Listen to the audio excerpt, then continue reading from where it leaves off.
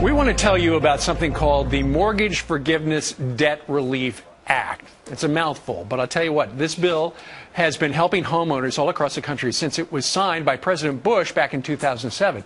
But now, under new leadership in Washington, the tools it provides might get trashed. Fox News legal analyst Bob Massey joins us right now from Vegas. Good morning, dude. Good morning, Steve. First of all, yes, sir. I'm sure there are a lot of people out there who don't know what the Mortgage Forgiveness Debt Relief Act is, so tell us what it is.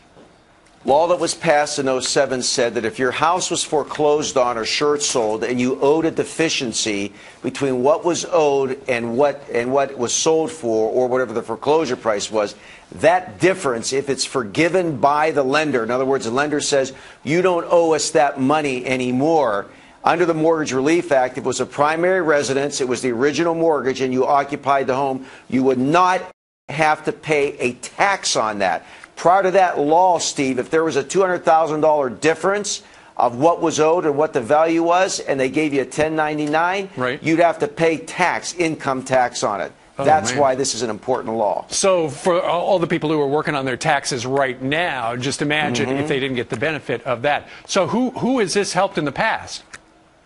Well, those people who have lost their homes by way of foreclosure, primary residence as stated, those people that short sold their homes, they would receive, Steve, generally speaking, from a lender, what's called a 1099-C, which means cancellation of debt. And their CPA or account will look at it and say, okay, it was a primary residence, you lived in it, it was the original mortgage, the lender has forgiven it, therefore you're accepted and you do not have to pay a tax on that difference that was forgiven. All right, but you got to, you might think it happened, but unless you get that 1099-C, the government doesn't know. That's the crucial part. Okay. That's right, because what happens is the lender sends it to the IRS and to you, the homeowner. And here's the key. This law expires this year.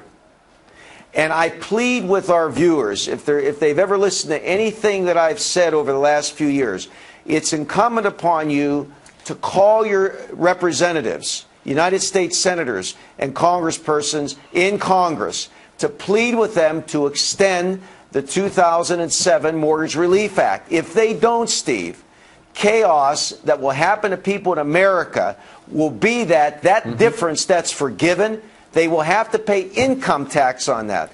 Bankruptcies will go through the roof even more. Short sales will become impossible. It could be devastating to American homeowners. So please push to extend it. Well, you got to figure 5 years ago when they came up with this during the Bush administration, they probably thought, okay, we're really in a hole right now, and we were. But 5 years from now, we're going to be better. That's not the case. In fact, the housing market continued to go south, and that's why now you say, call your congressman, call your senator, say extend it for at least a couple more years.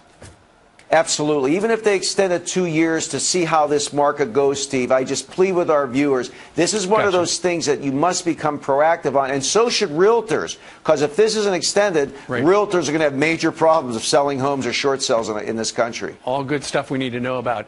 Thank you, Robert. By the way, if you got a question for Bob, just log on to our website, foxandfriends.com. You'll figure out how to get in touch with him. He might answer your question live on TV from Vegas. Thank you, sir. Thank you, sir.